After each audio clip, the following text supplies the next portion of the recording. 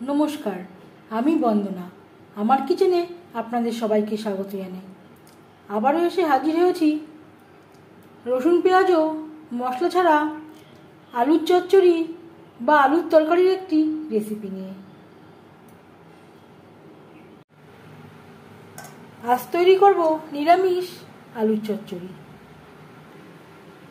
3 চামচ refined oil গরম করে নেওয়ার পর দিয়ে দিলাম কালো জিরে।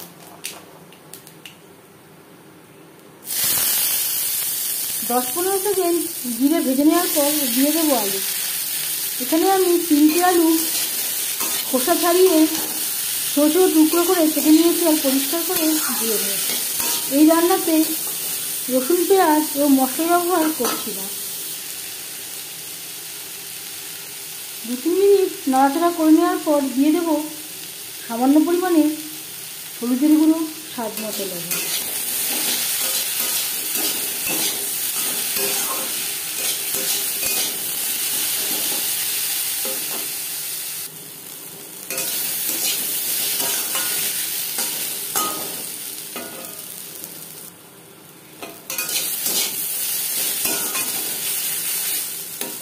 তিন 4 মিনিট নাড়াচাড়া করে নেওয়ার পর দিয়ে দেবো জল।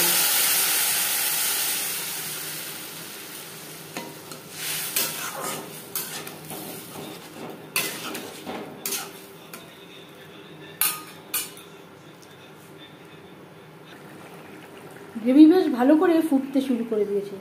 গ্যাসের ফ্লেমটাকে লোতে করে দিয়ে ঢাকনা চাপা দিয়ে সেদ্ধ হওয়া পর্যন্ত অপেক্ষা করব। যেহেতু আমি কম পরিমাণে তৈরি করছি তাই আমি গ্যাসের ফ্লেমটাকে একেবারে লোতে করে দিয়েছি। আপনারা যদি বেশি পরিমাণে তৈরি করেন সেক্ষেত্রে মিডিয়ামেও রাখতে পারেন।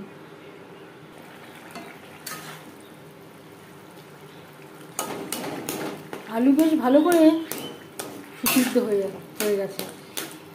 কিছু আলু আমি ভেঙে দেব।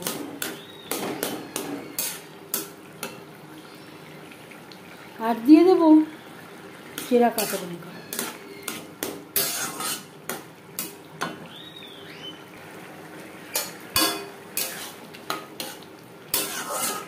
দু 3 মিনিট রান্না করে নেওয়ার পর গ্যাসের ফ্লেমটা বন্ধ করে দেব। 5 মিনিট ঢেকে স্ট্যান্ডিং টাইমে রাখবো।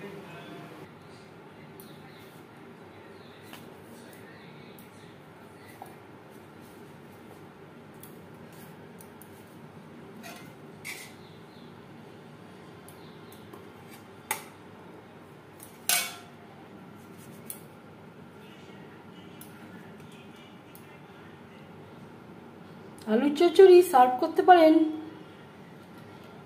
লুচি, রুটি, পরোটার সাথে।